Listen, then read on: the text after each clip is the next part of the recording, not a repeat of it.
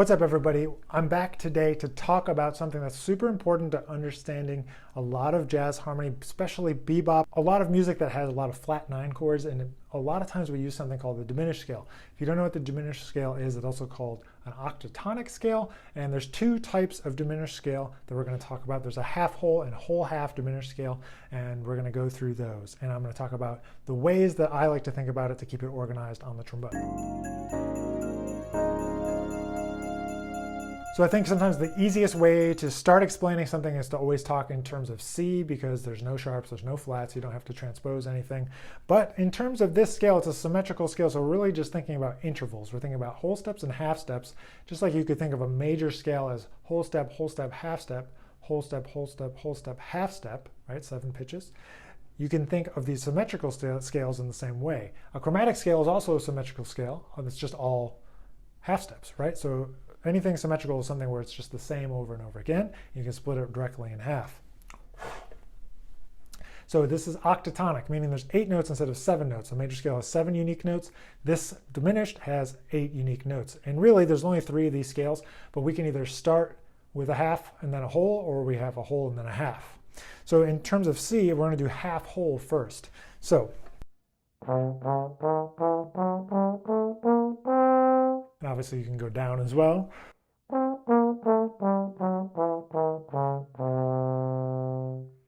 Then you can flip it around. Instead of starting with a half step from that same starting pitch, C, you can go whole step. And back down.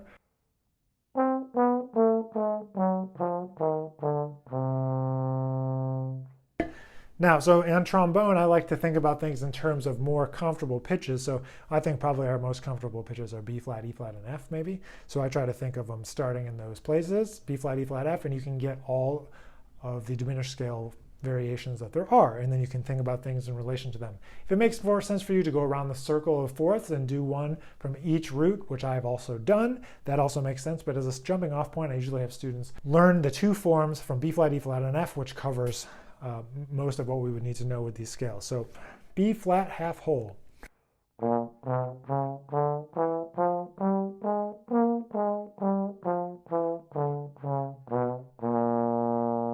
B flat, whole half.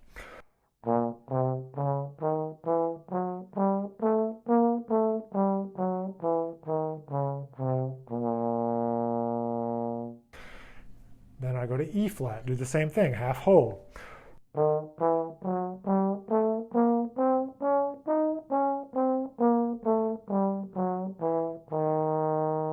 Then whole half.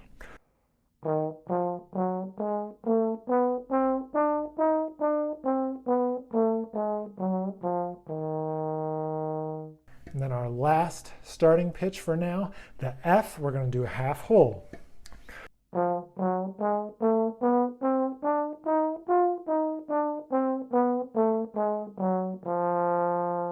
And we can also do a whole half.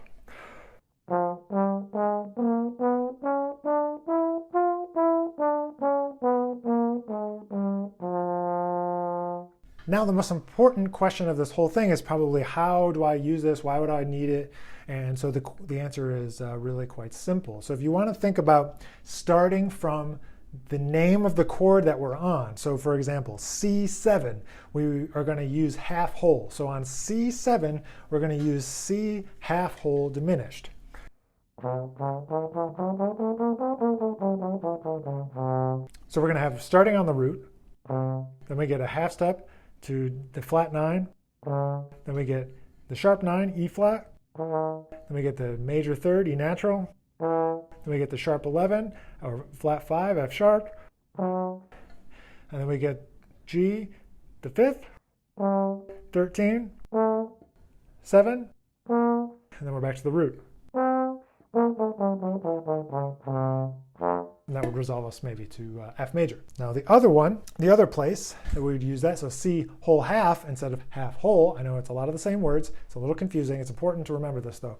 So whole half you want to use on a fully diminished chord. So if you have C fully diminished, it would also be E flat, F sharp, and A fully diminished. However, just as a starting point, if you see a fully diminished chord, you want to use whole half from the root.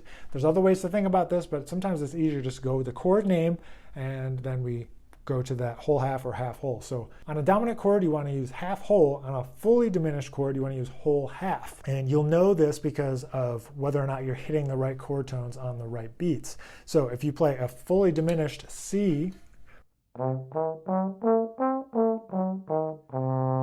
you want to land on those notes.